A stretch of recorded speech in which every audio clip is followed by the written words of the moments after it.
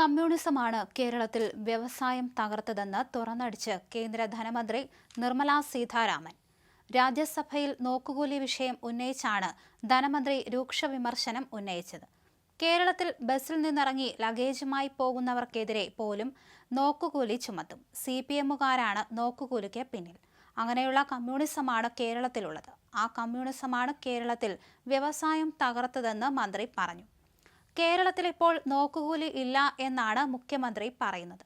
അതിനർത്ഥം നേരത്തെ നോക്കുകൂലി ഉണ്ടായിരുന്നു എന്നല്ലേ എന്നും ഇത്തരം കമ്മ്യൂണിസമാണ് കേരളത്തിൽ വ്യവസായം നശിപ്പിച്ചത് എന്നും പറഞ്ഞു. മണിപ്പൂർ വിഷയത്തിൽ ചർച്ച നടത്തുന്നതിനിടയിലാണ് നിർമ്മലാ സീതാരാമന്റെ പരാമർശം. ചർച്ചയ്ക്കിടെ തൃണമൂൽ കോൺഗ്രസ് MPമാർ സഭയിൽ നിന്ന് പ്രതിഷേധിച്ച് ഇറങ്ങിപ്പോയി. അതിനുശേഷം CPMന്റെ മുതിർന്ന അംഗം വികാസ് രഞ്ജൻ ഭട്ടാചാര്യ മണിപ്പൂർ വിഷയത്തെക്കുറിച്ച് സംസാരിച്ചു തുടങ്ങിയപ്പോൾ ധനമന്ത്രി നിർമ്മലാ സീതാരാമൻ CPMനെയും കമ്മ്യൂണിസത്തെയും വിമർശിക്കുകയായിരുന്നു. ബംഗാളിലും ത്രിപുരയിലും വലിയ പ്രശ്നങ്ങളും കലാപങ്ങളും നടന്നത് CPM ഭരിക്കുമ്പോഴായിരുന്നുവെന്ന് പറഞ്ഞ ധനമന്ത്രി കേരളത്തിലെ വ്യവസായ രംഗത്തെ സമ്പൂർണ്ണമായി കുഴപ്പങ്ങളിലേക്ക് ചെന്ന് ചാടിച്ചത് CPMന്റെ നയങ്ങളാണെന്ന് പറയുകയായിരുന്നു. അതിന് ഉദാഹരണമായിട്ടായിരുന്നു നോക്കുകൂലിയെ എടുത്തു പറഞ്ഞത്.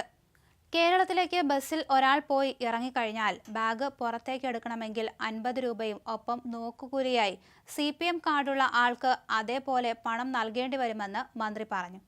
എന്നാൽ മന്ത്രിയുടെ പ്രസംഗത്തിനിടെ P. സന്തോഷ് കുമാർ MP നിർമ്മല പറയുന്നത് തെറ്റാണെന്ന് സ്ഥാപിക്കാൻ ശ്രമിച്ചു. അതോടെ സന്തോഷ് കുമാറിനെയും മന്ത്രി വെറുതെ വിട്ടില്ല. കമ്മ്യൂണിസത്തെയും കമ്മ്യൂണിസത്തിന്റെ ഭാഗമായി നിങ്ങൾ പറയുന്ന കാര്യങ്ങൾ എന്റെ വായിലേക്ക് തിരുകാൻ ശ്രമിക്കേണ്ട എന്ന് ധനമന്ത്രി മറുപടി പറഞ്ഞു. കേരളത്തിന്റെ മുഖ്യമന്ത്രിക്ക് 2 ദിവസം മുൻപ് നൽകിയ ഇന്റർവ്യൂവിൽ പോലും അവിടെ നോക്കുകൂലിയില്ലെന്ന് പറയേണ്ടി വരുന്നു. തന്നെ കൂടുതൽ പഠിപ്പിക്കാൻ നിൽക്കേണ്ടെന്നും ആ മേഖലയിൽ നിന്നുള്ളയാളാണ് താനെന്നും പ്രതിഷേധിച്ച പ്രതിപക്ഷാംഗങ്ങളോട് അവർ പറഞ്ഞു. നോക്കുകൂലി എന്ന പ്രതിഭാസം വേറെ എവിടെയുമില്ല. CPMകാരാണ് നോക്കുകൂലി പിരിക്കുന്നതെന്നും കേന്ദ്ര ധനമന്ത്രി പറഞ്ഞു. ചെയറിന്റെ അനുമതിയില്ലാത്ത കാര്യങ്ങളാണ് ധനമന്ത്രി പറഞ്ഞതെന്ന് സന്തോഷ് കുമാർ പ്രതികരിച്ചു.